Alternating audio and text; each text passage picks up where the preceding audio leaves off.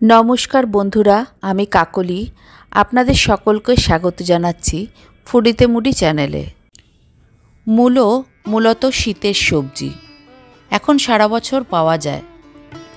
शीत बेश भालोई पड़ेछे और एई शीते दुपुर बेलाय एरकम जदि मूलो भापा तैरी करे गरम गरम भातेर संगे खावा जाय ताहले केमन होबे बोलुन तो। एकेबारे फाटाफाटी, ना बेशी तेल लागबे ना मशला लागबे, शुधु मूलो और धने पाता दिए এই ভাপা তৈরি করা যায়। অনেকে মূলোর নাম শুনলে খেতে চায় না, আবার অনেকে বলে মূলো খেলে গ্যাস হয়। কিন্তু এভাবে যদি ভাপা রান্না করে খাওয়া যায় তাহলে ছোট থেকে বড় সকলেই অবশ্যই আঙ্গুল চেটে খাবে। শীতের সবজি মূলোর দিয়ে ভাপা বানাতে বানাতে আপনারা আমার চ্যানেলটিকে সাবস্ক্রাইব করে দেবেন এবং পুরো রেসিপিটিতে আমার সঙ্গে থাকবেন। এই মূলো ভাপা রেসিপিটি করার জন্য আমি এখানে নিয়ে নিয়েছি 4টি মাঝারি সাইজের মূলো। বাজারে এখন একদম যেহেতু সদ্য মূলো উঠতে শুরু করেছে তাই মূলোগুলো এখন বেশ কচি কচি রয়েছে, যার ফলে এটা করতে কিন্তু খুব সুবিধা হবে। মূলোর মাথাটা যেদিকে পাতা এবং পাতাসহ ডাঁটার মতন অংশ থাকে সেটাকে কেটে নিচ্ছি। এই মাথার অংশটা যেটা কেটে নিলাম সেটা ফেলে দেব না। পাঁচমিশালি সবজি ডাল রান্নার সময় এটা এই মূলোর অংশটাকে আমি ব্যবহার করে নেব। তারপরে এরকম পিলার দিয়ে এক এক করে মূলোর খোসাগুলো ছাড়িয়ে নিচ্ছি। এই মূলোর খোসা না ছাড়ালেও হয়, খোসাসহ অনেকে মূলো রান্না করে থাকে। আবার আমরা কিন্তু অনেক সময় দেখি রেস্টুরেন্টে গেলে পরে বা বাড়িতেও আমরা মূলো দিয়ে স্যালাড তৈরি করেও খাই, বিভিন্ন স্যালাডের মধ্যে দেওয়া হয়। ছুরি দিয়ে মূলোর গায়ে যে কালো কালো অংশগুলো থাকে সেই অংশগুলোকে খুব ভালো করে পরিষ্কার করে নিচ্ছি। তারপরে মূলোগুলোকে ভালো করে জল দিয়ে ধুয়ে নেব।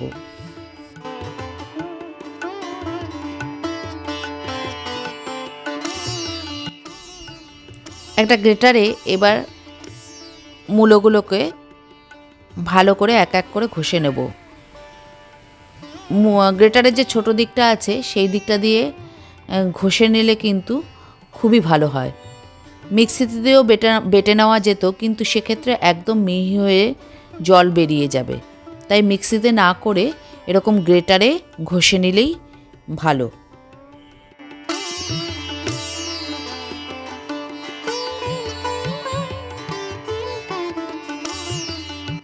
মিক্সিতে বড় চামচে 3 চামচ মতো সর্ষে নেব, স্বাদ অনুযায়ী লবণ আর 2টো কাঁচা লঙ্কা দিয়ে অল্প জল দিয়ে বেটে নেব। লবণের ব্যবহারে সর্ষে বাটা তেতো লাগবে না। মিক্সিতে বাটা সর্ষে আমি একটা ছাঁকনি দিয়ে ছেঁকে নিচ্ছি। আমার মনে হয় সবসময় সব রান্নায় ডাইরেক্ট সর্ষে বাটা না ব্যবহার করলেও হয়। আপনারা যদি মনে করেন যে সর্ষে বাটা না ছেঁকে ব্যবহার করবেন সেক্ষেত্রে আপনারা করতে পারেন, কোনো অসুবিধা নেই।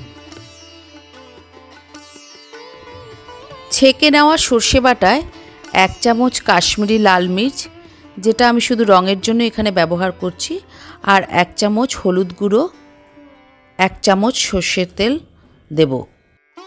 একটা চামচ দিয়ে খুব ভালো করে মিশ্রণটাকে গুলে নিচ্ছি।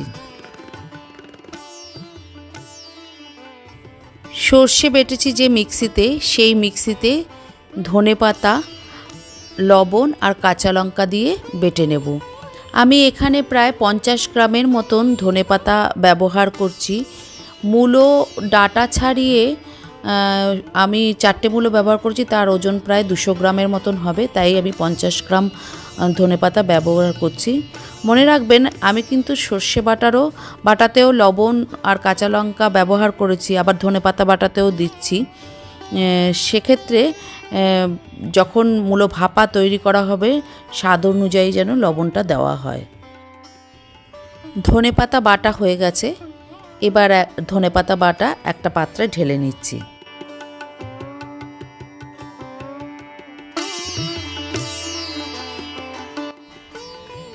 মূলও ঝিরিঝিরি করে ঘষে নেওয়া হয়েছে।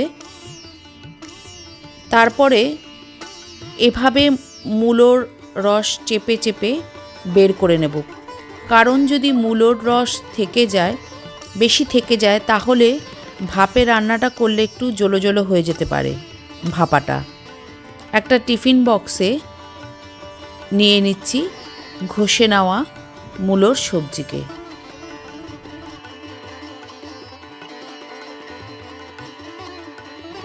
একটা এরকম চামচ দিয়ে 2 টেবিল চামচ লবণ, অর্থাৎ যতটা মূলো তার স্বাদ অনুযায়ী লবণ দিয়ে দিচ্ছি।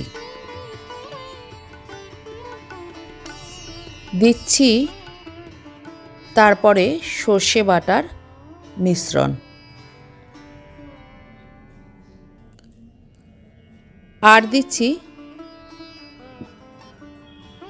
বেটে রাখা ধনেপাতা বাটা।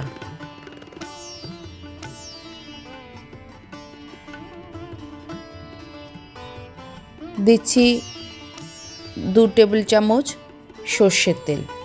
এই সর্ষের তেল কিন্তু পুরো সর্ষের তেলের যে ফ্লেভারটা এবং টেস্ট, এটা কিন্তু এই মিশ্রণে ব্যবহার করলে খুব ভালো একটা স্বাদ ও গন্ধ পাওয়া যাবে।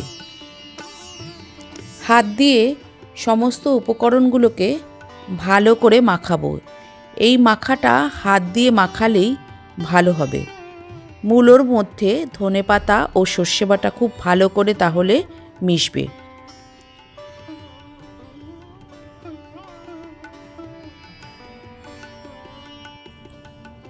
এক চামচ মতন মিষ্টি দিয়ে নিচ্ছি। তারপরে 2টো গোটা কাঁচা লঙ্কা আর বাটিতে যেটুকু তেল লেগেছিল সেই তেলটা ভালো করে ওপরে ছড়িয়ে দিলাম। তারপরে ঢাকনা বন্ধ করে দিলাম। গ্যাস চালিয়ে ওভেনে একটা পাত্রে জল বসিয়ে দিচ্ছি এবং গ্যাসের ফ্লেম হাই করে দিচ্ছি যাতে খুব তাড়াতাড়ি জলটা ফুটে ওঠে। জল মোটামুটি গরম হয়ে গেছে। এবার একটা স্ট্যান্ড বসিয়ে তার উপরে মূলো রাখা টিফিন বক্স আমি এখানে বসিয়ে দিচ্ছি। আপনারা চাইলে কড়াইতে বা যে কোনো বড় পাত্রে জল দিয়ে একটা ছোট স্ট্যান্ড বসিয়ে দেবেন, তার উপরে টিফিন বক্স রেখে একটা ভারী কিছু দিয়ে চাপা দিয়ে ঢেকে দেবেন। অবশ্যই জলের মাপ টিফিন বক্সের থেকে অনেকটা নিচে রাখতে হবে, কেননা জল ফুটতে শুরু করলে জল কিন্তু না হলে টিফিন বক্সের ভিতরে ঢুকে যাবে। আমি যে পাত্রে ব্যবহার করছি সেই পাত্রটাকে আমি একটা ঢাকনা দিয়ে ঢেকে দিচ্ছি। প্রায় 15 থেকে 20 মিনিট মিডিয়াম টু হাই আছে ভাপাটা হওয়ার জন্য অপেক্ষা করে ফিরে এলাম। ঢাকনা খুলে দেখে নিচ্ছি নিচের জল কিন্তু বেশ টকবগিয়ে ফুটছে। মনে হচ্ছে টিফিন বক্সের ভিতরের ভাপাটাও প্রায় হয়ে এসেছে। এবার ঢাকনা খুলে দেখে নিচ্ছি রান্নাটা কেমন হলো। খুব সুন্দর একটা গন্ধ বেরিয়েছে। ধনেপাতা বাটা দেওয়াতে রঙটাও খুব সুন্দর দেখতে লাগছে রান্নার। মনেই হচ্ছে না যে ধনেপাতার সাথে এখানে মূলো রয়েছে।